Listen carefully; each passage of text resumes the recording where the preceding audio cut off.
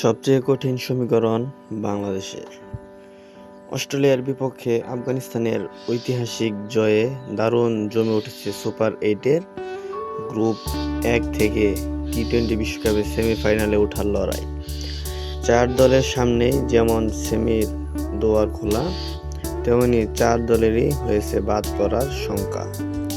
আফগানদের জয় টুর্নামেন্টে টিকিয়ে রেখেছে বাংলাদেশকে, তবে টানা 2 হারের পাশাপাশি নেট রান রেটও অনেক পিছিয়ে থাকা বাংলাদেশের জন্য সেমিতে ওঠার সমীকরণ সবচেয়ে কঠিন।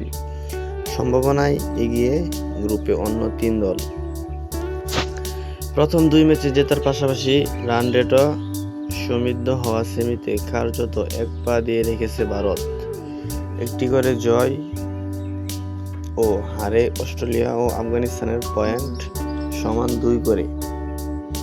রান রেট অস্ট্রেলিয়া এগিয়ে থাকলেও শেষ ম্যাচ তাদেরকে দিতে হবে অগ্নি পরীক্ষা। সেন্ট লুসিয়ার আজ টিকে থাকার কঠিন লড়াইয়ে ভারতের মুখোমুখি হবে অস্ট্রেলিয়া।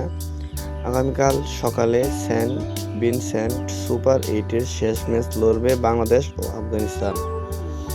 এই 2 ম্যাচের ফলই ঠিক করে দেবে সেমিফাইনালের 2 দল। 4 দলের সমীকরণটা দেখে নেওয়া যাক।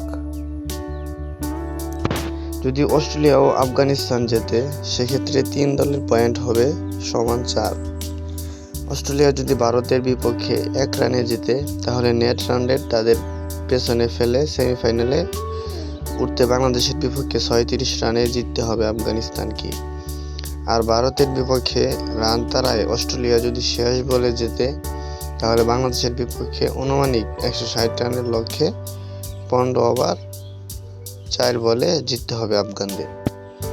ভারতকে ছিটকে দিতে হলে নিজেদের ম্যাচে অস্ট্রেলিয়া ও আফগানিস্তানের বড় ব্যবধানে জিততে হবে।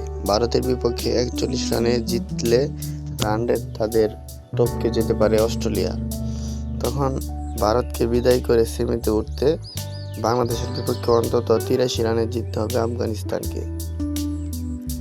যদি ভারত ও বাংলাদেশ জেতে, এক্ষেত্রে 6 পয়েন্ট নিয়ে গ্রুপের শীর্ষ দল হিসেবে সেমিফাইনাল উঠবে ভারত। বাকি 3 দলের পয়েন্ট হবে সমান 3 করে। তখন নেট রান রেট নির্ধারিত হবে গ্রুপের দ্বিতীয় দল। আপাতত 3 দলের মধ্যে রান রেট এগিয়ে অস্ট্রেলিয়া।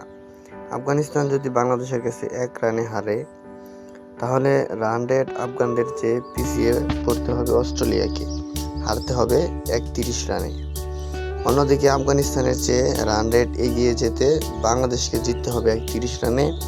পাশাপাশি বাংলাদেশকে কামনা করতে হবে অস্ট্রেলিয়া যেন ভারতের কাছে অন্তত 55 রানে হারে। এই 2 সমীকরণ মিললেই শুধু সেমির টিকিট পাবে বাংলাদেশ।